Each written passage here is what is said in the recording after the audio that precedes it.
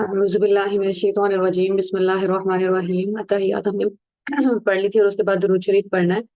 اور اب درود شریف کا ایک طریقہ ہے کہ ہم صرف اس کا ترجمہ پڑھ لیں، اور ترجمہ بڑا آسان ہے اور زیادہ تر لوگوں کو پتہ بھی ہوتا ہے، لیکن درود شریف پڑھنا کیوں؟ رسول اللہ صلی اللہ علیہ وآلہ وسلم سے جو محبت ہے، جو عقیدت ہے، جو تقاضا ہے اس محبت کا، وہاں تک وہ سمجھنا ضروری ہے۔ تو آج ہم اس پہ کام کریں گے۔ ترجمہ بہت سمپل ہے، اللہم صلی علی محمد وعلی آل محمد۔ اللہ تعالیٰ رسول اللہ صلی اللہ علیہ وآلہ وسلم پر اور رسول اللہ صلی اللہ علیہ وآلہ وسلم کی فیملی پر، ان کی آل اولاد پہ درود بھیجیں۔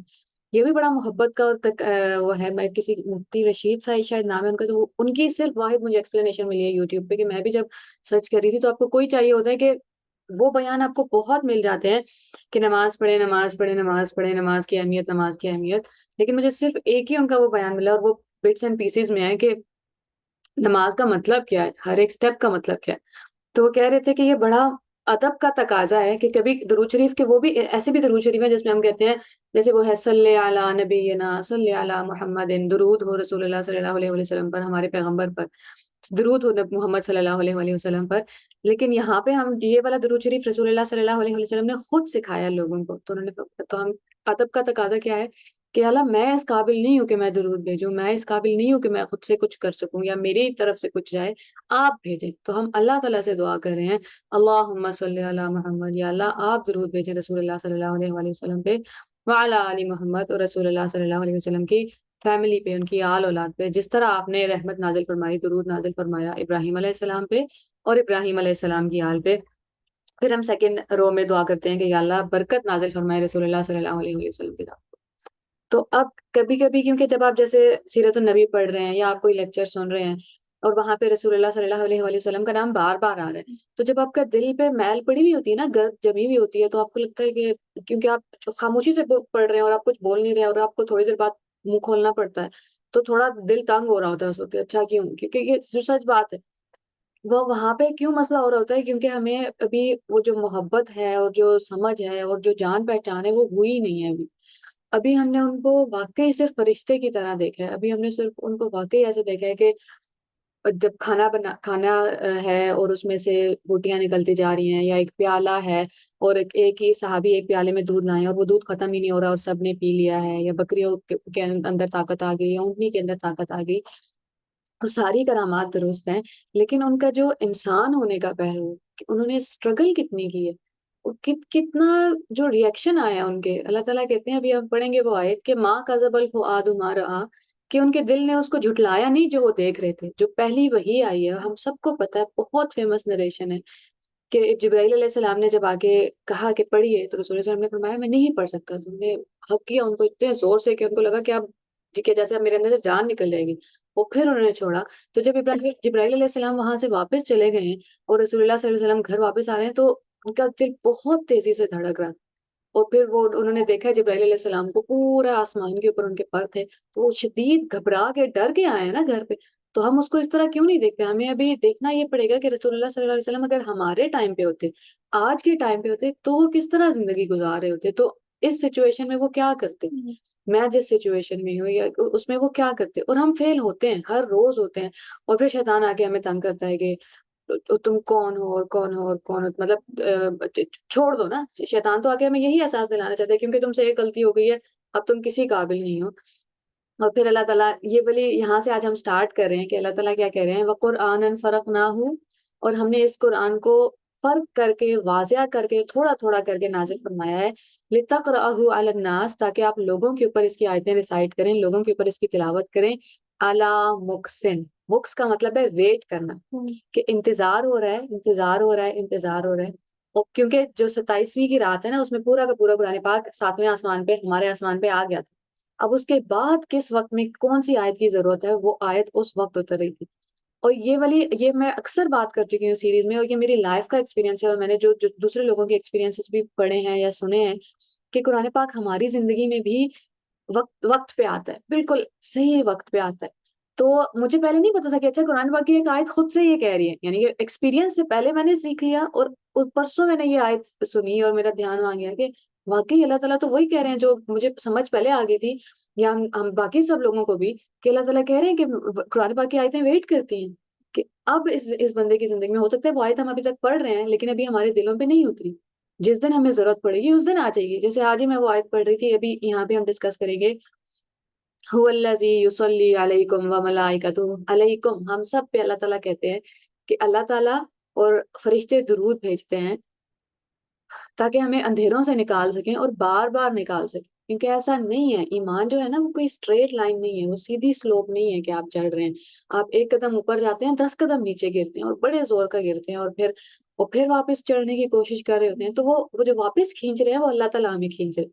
اور اس کا مطلب کیا ہے کہ آپ نے اندھیروں میں بھی جانا ہی ہے بار بار. اس لیے اللہ تعالیٰ نے وہاں پہ فیل پریزنٹ کا ٹینس یوز کیا کہ بار بار نکالنا پڑتا ہے اللہ تعالیٰ کو ہمیں اندھیروں سے. کیسے نکالتے ہیں؟ روز صبح شام ہم پہ درود بھیج کے. تو یہ وقت ہے اللہ تعالیٰ کی نظر میں ہماری، جو شیطان چاہتا ہے کہ ہمیں نہ پتہ چلے. شیطان چاہتا ہے کہ ہمیں لگے کہ ہم کوئی دنیا کی سب سے گئی گزری مخلوق ہیں اور اب کوئی فائدہ ہی نہیں ہے کسی بات کا. تو رسول اللہ صلی اللہ علیہ وآلہ وسلم نے وہ جو 23 سال گزارے ہیں نا، وہ قرآن پاک کی قیمت ادا کی ہے. انا اعطینا کل کوثر کے لیے اپنا بیٹا قربان کرنا پڑا. اور پھر وہ سورہ نازل ہوئی ہے، اور جب سورہ نازل ہوئی ہے تو اس درد بھرے ٹائم پہ بھی رسول اللہ صلی اللہ علیہ وسلم کے چہرے پہ مسکراہٹ آ گئی. صلح حدیبیہ کے موقع پہ، اب وہ ہسٹری بہت لمبی ہے، ایک معاہدہ ہوا ہے جہاں پہ پورے مسلمان رسول اللہ صلی اللہ علیہ وسلم بری طرح تکلیف میں ہے، درد میں ہے، ہیوملیٹنگ پوزیشن میں ہے. جیسے سامنے والے نے انسلٹ کی آپ کی، کہ ہر ساری جو اس کی ٹرمز تھی نا اس کانٹریکٹ کی، مکہ والوں کے مشرکین کے حق میں جا رہی تھی، مسلمانوں کے خلاف جا رہی تھی. اتنی بری حالت ہو گئی تھی کہ حضرت عمر رسول اللہ صلی اللہ علیہ وسلم کے اوپر چلا دیے، کہ انہوں نے اونچی آواز میں بات کر لی. اور حضرت ابو بکر جو ہمیشہ حضرت عمر کا غصہ کنٹرول کرتے تھے، حضرت ابو بکر نے بھی انہیں چپ نہیں کرایا. اور رسول اللہ صلی اللہ علیہ وسلم نے پہلی بار سب مسلمانوں کو حکم دیا ہے کہ آپ سب وہ احرام اتار دیں اور اپنے جانور یہی ذبح کر لیں، ہم عمرہ نہیں کر رہے. اور کوئی اپنی جگہ سے نہیں ہے، ہزاروں کی تعداد میں مسلمان ہیں آگے اور کوئی نہیں ہے. پہلی بار ہوا ہے ہسٹری. اور وہ بھی صحابہ کرام کا ڈسپلن تھا، کیونکہ اس ٹائم پہ جو سچویشن تھی نا، ان کے پاؤں پہ چھالے پڑے ہوئے ہیں، خون ہوا ہے، کیونکہ وہ اتنی دور سے آئے ہیں پیدل چل کے حج عمرہ کرنے کے لیے. اور اب آگے پتہ چل رہا ہے کہ نہیں، اب ہم عمرہ نہیں کر رہے اور اب ہم ایسی ٹرمز پہ مان رہے ہیں جس میں ہمیں ماننا ہی نہیں چاہیے تھا. یہ کیا ہو گیا؟ تو حضرت رسول اللہ صلی اللہ علیہ وسلم کی کوئی بیوی ساتھ گئی تھی، میں نام بھولی، انہوں نے کہا کہ آپ کر دیں، آپ احرام اتاریں، آپ جانور قربان کریں، تو آپ کو دیکھ کے یہ سارے کر لیں گے. تو حضرت عمر نے جب غصہ تو کر دیا، اس کے بعد وہ بری طرح ڈر گئے. انہوں نے لگا اب قرآن پاک میرے بارے میں نازل ہو جائے گا. انہوں نے کسی سے کہا کہ میری ماں کو جا کے پیغام دے دو کہ عمر مر گیا، کہ عمر کی زندگی ختم ہو گئی ہے، کہ میری جو بھی ساری نیکیاں نا یہ ختم ہو گئی.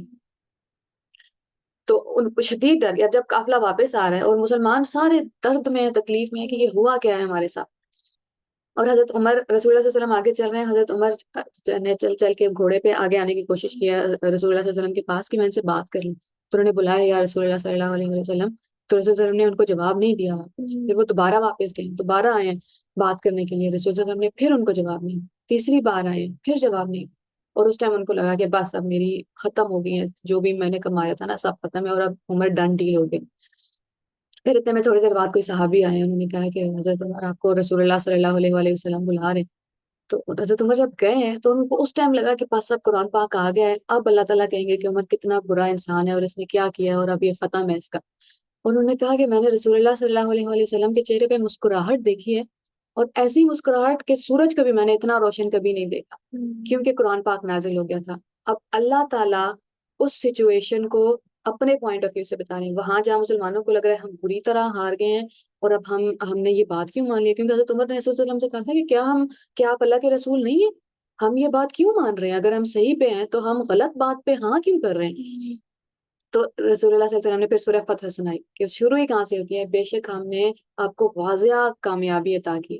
وہاں جہاں مسلمانوں کو لگ رہا تھا کہ اس سے زیادہ ناکام ہم نہیں ہو سکتے، تو اللہ وہ یہ سورہ جو ہے وہ پوری ایسے ہی نہیں آ گئی، اس کی بڑی قیمت ادا کی ہے، بڑا درد سہا ہے سارے مسلمانوں نے، خاص طور پہ رسول اللہ صلی اللہ علیہ وآلہ وسلم نے، کہ اپنے لوگ بات نہیں مان گے. تو وہ والی سچویشن ہمیں سمجھنی پڑیں گی کہ کس تکلیف سے گزرے ہیں. تو یہ قرآن پاک آیا کیسے؟ اور پھر اللہ تعالیٰ کے وَنَزَّلْنَاهُ تَنزِيلًا، ہم نے قرآن پاک آہستہ آہستہ تھوڑا تھوڑا کر کے نازل کیا ہے. تو وہ بہت لمبی صورت ہے نا، سورہ فتح 2-2.5 پیجز کی ہے یا اس سے بھی زیادہ کی ہے. تو پوری سورہ رسول اللہ صلی اللہ علیہ وسلم نے ریسائٹ کر لیا، اور حضرت عمر ابھی تک صرف پہلی آیت پہ ہی اٹکے ہوئے تھے. انہوں نے کہا کامیابی؟ آپ کہہ رہے ہیں کامیابی ہے؟ تو ہم نے کہا اللہ تعالیٰ کہہ رہے ہیں کامیابی ہے. تو اس لیے اللہ تعالیٰ نے قرآن پاک کو لائٹ کہا ہے، روشنی کہا ہے۔ روشنی کا اپنا کوئی مقصد نہیں ہوتا، روشنی ہم استعمال کرتے ہیں تاکہ کچھ اور دیکھ سکیں۔ قرآن پاک آیا ہے رسول اللہ صلی اللہ علیہ وسلم کی زندگی پہ روشنی ڈالنے کے لیے۔ قرآن پاک سے زیادہ ہمیں رسول اللہ صلی اللہ علیہ وسلم کی زندگی کوئی نہیں سمجھا سکتا، کوئی نہیں بتا سکتا۔ اب آگے اللہ تعالیٰ کیا کہہ رہے ہیں، قل آمنوا بہ او لا تؤمنوا، اے محمد صلی اللہ علیہ وآلہ وسلم ان لوگوں سے کہہ دیجئے تم ایمان لاؤ یا نہ لاؤ۔ ان الذین اوتوا العلم من قبلہ، جو لوگ اس سے پہلے علم والے ہیں، جو جانتے ہیں، اذا یتلی علیہم، جب ان پہ قرآن پاک ریسائٹ کیا جاتا ہے، یخرون للاذقان سجدا، تو منہ کے بل سجدے میں گر جاتے ہیں۔ اس لیے ہماری نماز ویسے ہی ہے، قرآن سنا ہے اور ہم گر گئے ہیں سجدوں میں، پریکٹس وہی ہے، اب اللہ تعالیٰ کرے کہ اس میں روح آ جائے۔ وَيَقُولُونَ، سجدے میں گرتے ہیں اور کیا کہتے ہیں، سبحان ربنا، پاک ہے ہمارا پروردگار، پرفیکٹ ہے ہمارا رب، ان کان وعد ربنا لمفعولا، اس کا وعدہ تو پورا ہونا ہی تھا۔ یعنی کہ اللہ تعالیٰ پچھلے لوگوں کی بات کر رہے ہیں کہ جو ویٹ کر رہے تھے، انہوں نے سنا ہے قرآن پاک اور کس طرح ایمان پلائیں۔ وَيَخِرُّونَ لِلْأَذْقَانِ، اور وہ منہ کے بل روتے ہوئے گر جاتے ہیں، يَبْكُونَ وَيَزِيدُهُمْ خُشُوعًا، اور اسے سن کر ان کا خشوع اور بڑھ جاتا ہے کہ وہ ہمبل ہو جاتے ہیں۔ جیسے سورہ طور رسول اللہ صلی اللہ علیہ وسلم نے جب ریسائٹ کی تو پوری مکہ کی آڈینس ہے، پار ہیں، اور وہ سب کے سب روتے ہوئے سجدے میں گر گئے۔ تو یہ اس لیے ہم نماز میں سجدے میں جاتے ہیں، وہ سنت پوری کرنے کے لیے، وہ طریقہ پورا کرنے کے لیے۔ اب رسول اللہ صلی اللہ علیہ وآلہ وسلم کے بارے میں جب ہم سوچتے ہیں تو ہمیں لگتا ہے کہ وہی بات کہ جیسے ان کے لیے بڑا آسان تھا، یا جیسے اور اللہ تعالیٰ کیا کہتے ہیں، آمن الرسول، رسول اللہ صلی اللہ علیہ وسلم ایمان لائے، تو انہیں بھی، کیونکہ ان کا دماغ بھی ان سے کہہ رہا تھا نا کہ یہ جو ہو رہا ہے یہ ریئل نہیں ہے، ایسے کیسے آپ کو کوئی فرشتہ آ کے آپ سے بات کرے، فرشتہ بھی ان کو نہیں پتا، وہ تو بس دیکھ رہے ہیں کہ یہ کون ہے اور کیا ہو رہا ہے۔ تو اللہ تعالیٰ کہہ رہے ہیں آمن الرسول، رسول ایمان لائے، اور ان کا ایمان تھوڑا وقت لگا اس کو، حضرت خدیجہ کو سہارا دینا پڑا، تسلیاں دینی پڑی، پھر ورقہ بن نوفل کے پاس گئے، انہوں نے کنفرمیشن دی، اور پھر جو ساری اگلی بات چیت ہوئی۔ اور اسی طرح رسول اللہ صلی اللہ علیہ وسلم جب معراج پہ گئے تو تبھی جب جو کچھ بھی دیکھے ہیں، جنت دیکھ کے آئے ہیں، جہنم دیکھ کے آئے ہیں، آسمان دیکھ کے آئے ہیں، اللہ تعالیٰ سے بات کر کے آئے ہیں، تو اللہ تعالیٰ کیا کہتے ہیں، افتمارنی ماں کذب الفؤاد ما رأى، نظر نے جو کچھ دیکھا دل نے اسے جھوٹ نہیں کہا۔ اور دل کے لیے بھی اللہ تعالیٰ نے قلب کا لفظ استعمال نہیں کیا۔ قلب ہوتا ہے عام دل، عام حالت میں جو دل ہوتا ہے، فؤاد ہوتا ہے جب ایکسٹریم ایموشن ہوتا ہے نا کوئی، یا تو آپ بہت ڈرے میں ہیں، یا بہت خوش ہیں، یا بہت محبت میں ہیں، یا بہت نفرت میں، وہ ہوتا ہے فؤاد۔ تو وہ بہت ایکسٹریم ایموشن تھا اس وقت ان کا، لیکن ان کے دل نے اس کو جھوٹ نہیں کہا کہ یہ جو ہو رہا ہے جھوٹ ہو رہا ہے، کہ ان کا دل مان گیا، کیونکہ ماننا پڑا۔ سب سے پہلا ایمان ابھی ہم نے پڑھا تھا، پہلا ایمان رسول اللہ صلی اللہ علیہ وسلم خود لائیں۔ اور پھر اللہ تعالیٰ لوگوں سے کہتے ہیں کہ تم ان سے اس بات میں لڑ رہے ہو جو وہ دیکھ کے آئے ہیں، کہ وہ تو دیکھ کے آئے نا، اور تم ان کو آرگیومنٹ پیش کرے ہوئے جو کیا بات ہے اور کیا نہیں۔ اور پھر کیونکہ رسول اللہ صلی اللہ علیہ وسلم تو دیکھ کے آئے ہیں، عام لوگوں نے نہیں دیکھا ہے، تو بکر کا وہ قصہ بڑا پیارا ہے کہ حضرت ابو بکر نے ایک سیکنڈ کا بھی وقت نہیں لیا رسول اللہ صلی اللہ علیہ وسلم کے اوپر ایمان لانے میں۔ جیسے ہی پہلی وحی نازل ہوئی، رسول صلی اللہ علیہ وسلم نے حضرت ابو بکر کو بتایا کہ ایسے پیغام فرشتے آئے میرے پاس اور اللہ تعالیٰ کا رسول ہوں میں، تو وہ فوراً مان گئے۔ تو لوگوں نے بعد میں ان سے پوچھا کہ اتنی جلدی آپ کیسے مان گئے؟ تو انہوں نے کہا کہ میں جب وہ مجھے بتا رہے تھے تو میں بس ان کا چہرہ دیکھ رہا تھا، اور مجھے پتا تھا کہ یہ چہرہ جھوٹ نہیں بولتا، کہ یہ چہرہ جھوٹا نہیں ہو سکتا۔ تو وہ 40 سال جو کمائی تھی زندگی، جیسے گزاری تھی زندگی، وہ پوری ریپوٹیشن۔ اب اللہ تعالیٰ کو کتنی بہت دفعہ، ابھی ظاہر ہے ایک سیشن بہت چھوٹا ہے، ساری زندگی بہت کم ہے، بہت دفعہ اللہ تعالیٰ کو آ کے رسول اللہ صلی اللہ علیہ وسلم کو تسلیاں دینی پڑتی ہیں۔ ابھی جیسے ہم نے کہا ہے نا کہ ان کے دل نے جھوٹ نہیں بولا، تو وہ تسلی بھی اللہ تعالیٰ کبھی کبھی حضرت خدیجہ نے تسلی دی ہے، کبھی حضرت ابو بکر نے دی ہے، کبھی نفل نے کنفرمیشن کی ہے، اللہ تعالیٰ کو آ کے تسلیاں دینی پڑتی ہیں۔ سورہ قلم کے آیت میں اللہ تعالیٰ کہہ رہے ہیں نون والقلم وما یسطرون، نون قسم ہے قلم کی اور اس چیز کی جسے لکھنے والے لکھ رہے ہیں، ہر وہ چیز جو لکھی جا رہی ہے، اور قلم کی قسم ہے مجھے، کیوں قسم کھا رہے ہیں، ماں انت بنعمت ربک بمجنون، آپ اپنے رب کے فضل سے، اللہ کی رحمت سے مجنون نہیں ہیں، پاگل نہیں ہیں، پوزیسڈ نہیں ہیں۔ کیوں اللہ تعالیٰ کو آگے کنفرمیشن دینی پڑ گئی؟ کیونکہ لوگ بول رہے ہیں اور مسلسل بول رہے ہیں۔ جب لوگ آپ کو مسلسل نیچے گرانے کی کوشش کر رہے ہوتے ہیں نا، اور مسلسل ڈاؤٹ ڈالنے کی کوشش کر رہے ہوتے ہیں، تو کبھی کبھی آپ کو بھی پریشانی ہو جاتی ہے کہ وہ کیا رہا ہے، پھر اللہ تعالیٰ آتے ہیں بچانے کے لیے، پروٹیکٹ کرنے کے لیے، نہیں یہ جھوٹ کہہ رہے ہیں، یہ سب کہہ رہے ہیں، آپ نہیں ہے پوزیس، جو آپ دیکھ رہے ہیں، جو ہو رہا ہے سب سچ میں ہو رہا ہے۔ تو یہ بہت پیاری آیت ہے کہ رسول اللہ صلی اللہ علیہ وسلم کو بھی تسلیاں چاہیے، اسی لیے اللہ تعالیٰ بات بڑھا کے تسلی دے رہی ہے، وَإِنَّ لَكَ لَأَجْرًا غَيْرَ مَمْنُونٍ، اور یقیناً آپ کے لیے ایسا اجر ہے جس کا سلسلہ کبھی ختم نہیں ہوگا۔ سورہ ضحیٰ کی آیت کی بلی سورہ ہم کسی اور دن پوری کریں گے، لیکن وَوَجَدَكَ عَائِلًا فَأَغْنَىٰ، اب ایک ترجمہ اس کا کیا ہے کہ ہم نے تمہیں نادار پایا اور مالدار کر دیا، یعنی آپ کے پاس پیسے نہیں تھے اور میں نے آپ کو پیسے دے دیے۔ اب عربی کا کیا مطلب ہے؟ عائل کہتے ہیں اہل و عیال بھی، جسے ہم اردو میں کہتے ہیں فیملی کو، ایموشنل سپورٹ کو۔ اللہ تعالیٰ کہہ رہے ہیں کہ آپ ایموشنل سپورٹ نہیں تھی آپ کے پاس، اور میں نے پھر آپ کو پرووائڈ کیا ہے، تب جا کے آپ کی وہ ایموشنل نیڈ ختم ہوئی۔ آخر تو انسان ہے نا۔ رسول اللہ صلی اللہ علیہ وسلم کے بچپن میں آپ بڑا دل دکھتا تھا آپ کا، بڑے ہوتے ہوتے پتہ نہیں کیا ہو جاتا ہے، سن سن کے بندہ عادی ہو جاتا ہے کہ جب چھوٹے ہوتے ہوئے کہانیوں میں پڑھتے تھے نا کہ ان کے ابو کی ڈیتھ ہو گئی، پھر امی کی ڈیتھ ہو گئی، پھر دادا کی ڈیتھ ہو گئی، پھر حضرت عبد المطلب کے بعد ایک اور چچا تھے وہ خیال رکھتے تھے، ان کی بھی ڈیتھ ہو گئی، اور پھر حضرت ابو طالب کی کسٹڈی میں آنا، اور پھر جب 10 سال بعد نبوت کے 10 سال بعد حضرت خدیجہ کا اور حضرت ابو طالب کا انتقال ہو گیا، تو رسول اللہ صلی اللہ علیہ وسلم نے اس سال کو غم کا سال قرار دیا کہ، اور اس وقت اللہ تعالیٰ نے آپ کو آسمان پہ ملنے کے لیے بلایا تھا، کیونکہ اللہ تعالیٰ کو پتا تھا کہ اب ضرورت ہے، اب ایموشنل نیڈ ہے، اب کسی کو سنبھالنے، کوئی ہو سنبھالنے والا، کوئی ہو بتانے والا، کوئی ہو تسلی دینے والا۔ تو وہ ساری زندگی رسول اللہ صلی اللہ علیہ وسلم نے گزاری ہے۔ تو ہم جو درود پڑھتے ہیں نا، کسی کے اوپر احسان نہیں کرتے، اپنا بھلا کر رہے ہوتے ہیں۔ اگر ہم نے وہ رسی پکڑ لی ہے تو نہیں پکڑیں گے، تو اللہ تعالیٰ کی ذات جب درود بھیج رہی ہے تو میرے اور آپ کے درود کی تو کوئی ضرورت ہی نہیں۔ الم نشرح لک صدرک، ہم نے آپ کا سینہ کھول دیا، ووضعنا عنک وزرک، اور آپ پر سے بھاری بوجھ اتار دیا، الذی انقض ظہرک، جس نے آپ کی کمر توڑ دی تھی۔ تو یہ جو کتنا، اب اللہ تعالیٰ باتیں ایگزیجریٹ نہیں کرتے۔ میں اور آپ جب بات کرتے ہیں تو ہو سکتا ہے ہم بہت سی باتیں، جیسے ہم کبھی کہتے ہیں کہ میرے سر میں درد ہے میں تو مر رہا ہوں، وہ ہم ایگزیجریٹ کر رہے تھے۔ اللہ تعالیٰ بات ایگزیجریٹ نہیں کرتے۔ اللہ تعالیٰ کیا کہہ رہے ہیں کہ میں نے آپ کا سینہ کھولا ہے، میں نے آپ، اس کھولنے کا مطلب ہے میں نے اس کے اوپر سے بوجھ ہٹا دیا۔ اللہ تعالیٰ خود کہہ رہے ہیں بوجھ کون سا بوجھ ہٹا دیا؟ وہ جس نے آپ کی کمر توڑ دی۔ تو وہ جو تکلیف اور اذیت اور مشقت سے رسول اللہ صلی اللہ علیہ وسلم گزرے ہیں، اس کو ہمیں دیکھنا پڑے گا۔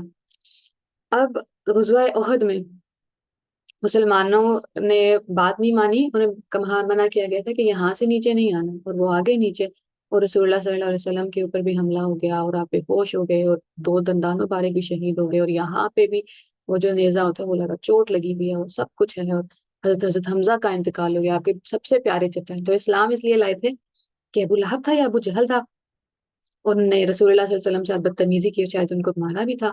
تو حضرت حمزہ کو کسی نے مکہ کے باہر بتایا کہ آپ کو پتہ ہے آپ کے بھتیجے کے ساتھ کیا ہوا ہے؟ تو وہ آئے ابو لہب کے پاس، مجھے نام یاد ان دونوں میں سے کوئی ایک تھا، تو انہوں نے آ کے ان سے جھگڑا کیا کہ کیوں تمہارا مسئلہ کیا ہے؟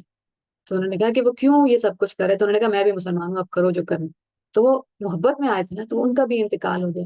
تو شدید اس میں ہے، درد میں، پریشانی میں، اور اللہ تعالیٰ کیا کہہ رہے ہیں کہ اب جب آپ جا کے اب ان لوگوں سے بات کریں گے نا جنہوں نے بات نہیں مانی، جن کی وجہ سے ہم یہ جنگ ہار گئے ہیں، تو آپ نے ان سے جا کے انہیں معاف کر دینا ہے۔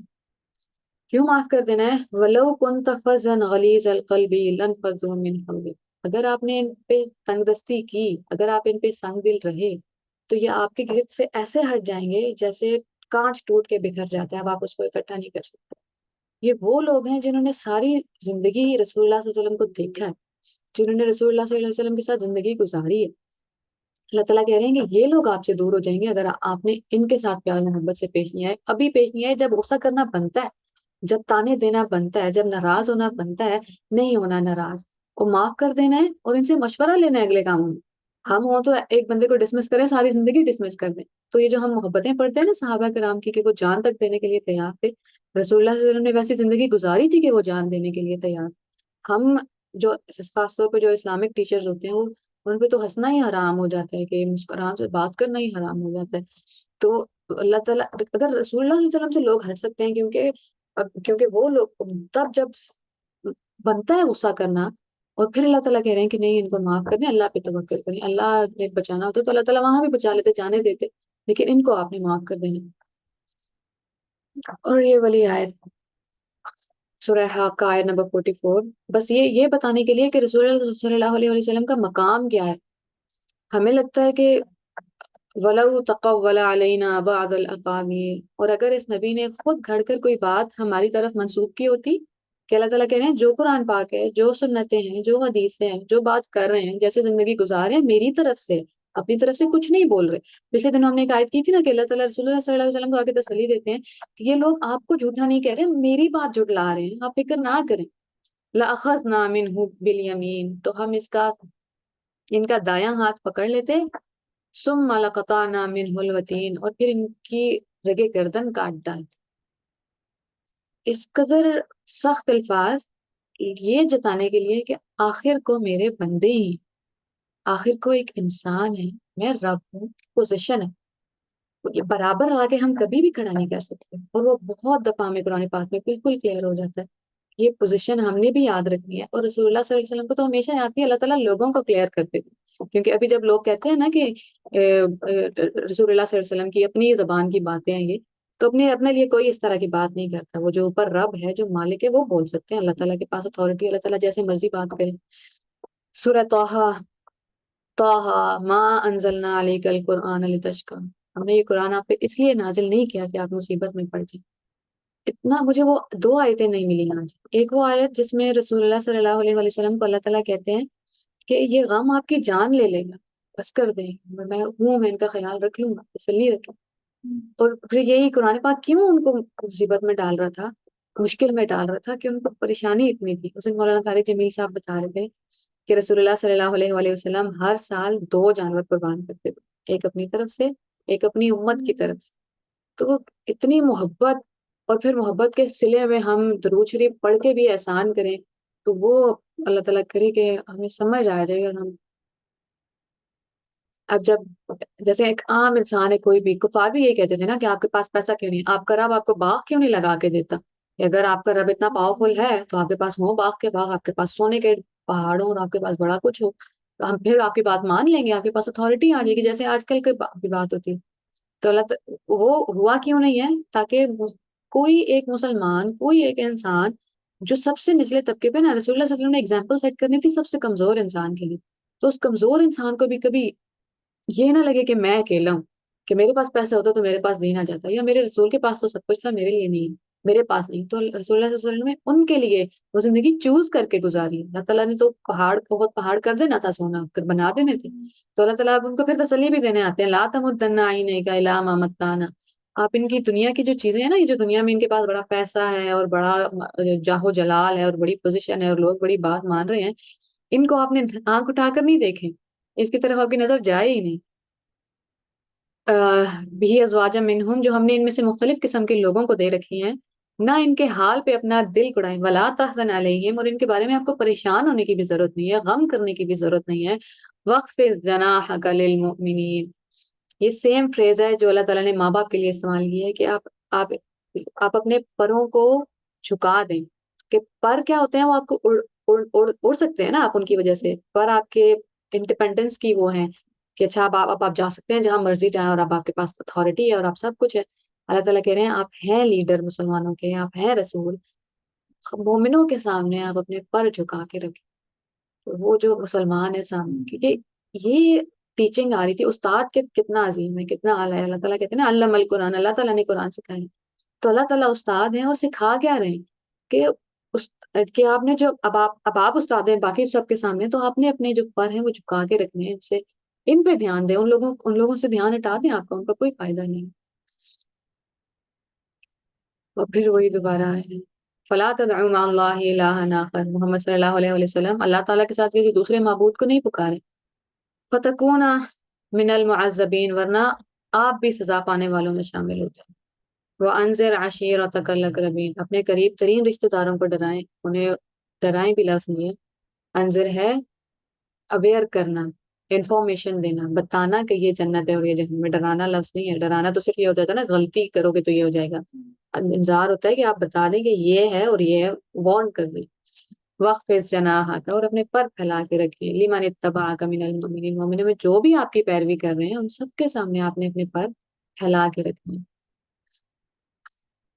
یہ والی آیت ہے جو میں شروع میں ریفر کر رہی تھی، اور یہ آیت کی بڑی ضرورت تھی آج مجھے، کیونکہ میں آج ہی اپنی بہن سے بھی بات کر رہی تھی کہ I am at the verge of quitting it, کہ لگتا ہے کہ بس بند کر دیں، کیونکہ شیطان آپ کو بار بار آ کے بول رہا ہوتا ہے کہ تم کیا کر رہے ہو، یہ تم سے یہ غلطی ہو گئی اور یہ غلطی ہو گئی، اور تم بڑے جھوٹے انسان ہو اور بڑے منافق انسان ہو اور سب کچھ. اور پھر آپ کو وہ اللہ تعالیٰ نا سنبھالے رکھتے ہیں، پھر سنبھالے رکھتے ہیں، پھر کھینچتے رہتے ہیں کہ وہ اللہ جی یصلی علیکم، وہی ہے. اور وہی کون ہے؟ وہی اللہ تعالیٰ. کیوں کہہ رہے ہیں؟ کیونکہ پیچھے اللہ تعالیٰ نے اپنے آپ کی ڈسکرپشن دی تھی کہ زمین آسمان اللہ تعالیٰ نے بنایا، وہی ہے جو تمہارے اوپر، تم سب پہ روز درود بھیجتے ہیں، اور اس کے فرشتے بھی. تاکہ کیوں درود بھیجتے ہیں؟ لیخرجکم من الظلمات الی النور، تاکہ تمہیں بار بار اندھیروں سے نکال کے روشنی میں لے کے آتے ہیں. وکان بالمؤمنین رحیم، اور مومنوں پہ تو اللہ تعالیٰ ہمیشہ سے ہی رحم کرتے رہے. مومنوں کے لیے تو ہمیشہ سے ہی محبت ہے اور پیار ہے. تو اللہ تعالیٰ کرے کہ ہمیں رسول اللہ صلی اللہ علیہ وآلہ وسلم سے ویسی محبت ہو جائے. اور یہ آخری آیت ہے. ہم ہمیشہ سنتے ہیں رسول اللہ صلی اللہ علیہ وسلم نے شفاعت کرنی ہے ہماری، ہمارے حق میں گواہی دینی ہے، اور وہ بالکل ٹھیک ہے. جو رسول اللہ صلی اللہ علیہ وسلم کی زندگی کا سب سے بڑا چیلنج اور دکھ اور پریشانی تھی کہ انہوں نے ہمارے خلاف بھی گواہی دینی کہ اللہ تعالیٰ ان لوگوں نے چھوڑ دیا دین، حالانکہ آپ چاہتے نہیں ہیں. ایک دفعہ آپ کسی صحابی سے قرآن پاک سن رہے تھے اور وہ آئے تھے تو آپ رو رو کے آپ نے کہا بس اب میں اور نہیں سن سکتا، کہ میں نے لوگوں کے خلاف بھی بولنا پڑے گا مجھے، کہ حق میں بھی گواہی ہے اور خلاف بھی ہے. اور اللہ تعالیٰ کیا کہہ رہے ہیں؟ وقال الرسول یا ربی، اور رسول صلی اللہ علیہ وسلم کہیں گے کیا؟ اے میرے رب، ان قوم اتخذوا، یہ میری قوم ہے جنہوں نے حاضل قرآن مہجورا، اس قرآن کو تضحیق کا نشانہ بنایا، اس کا حق ادا نہیں کیا. تو اللہ تعالیٰ کرے کہ ہم اس کیٹیگری میں شامل ہوں، ان لوگوں کے گروہ میں شامل ہوں جن کے بارے میں رسول اللہ صلی اللہ علیہ وسلم جن کے حق میں گواہی دیں، ان کے خلاف نہ گواہی دیں. ہم ان کی محبت کا حق ادا کر سکیں، قیامت والے دن جب وہ ہمیں دیکھیں تو پہچانے. ایسے نہ ہو کہ اچھا آپ کون ہیں، آپ کی جو بات چیت ہوگی روز روز درود شریف پڑھیں گے، اور درود شریف کیوں پڑھ رہے ہیں یہ بھی پتا ہو. ایسا نہیں ہے کہ آپ کچھ اور دیکھ رہے ہیں اور کچھ اور کر رہے ہیں اور تسبیح کے دانے ڈھونڈے جا رہے ہیں. دل سے بھی درود نکل رہا ہے، دل سے محبت ہے تو تبھی درود پڑھنے کا مزہ بھی ہے. اور پھر نماز میں اللہ تعالیٰ آخری کا جو پورا پارٹ ہے، اور ابھی ہم کل انشاءاللہ ابراہیم علیہ السلام کے بارے میں بات کریں گے کہ خاص طور پہ صرف ابراہیم علیہ السلام کا ہی ذکر کیا ہے درود شریف میں اور نماز میں. اللہم صلی علی محمد وعلی آل محمد کما صلیت علی ابراہیم وعلی آل ابراہیم انک حمید مجید. اللہم بارک علی محمد وعلی آل محمد کما بارکت علی ابراہیم وعلی آل ابراہیم انک حمید مجید. السلام علیکم.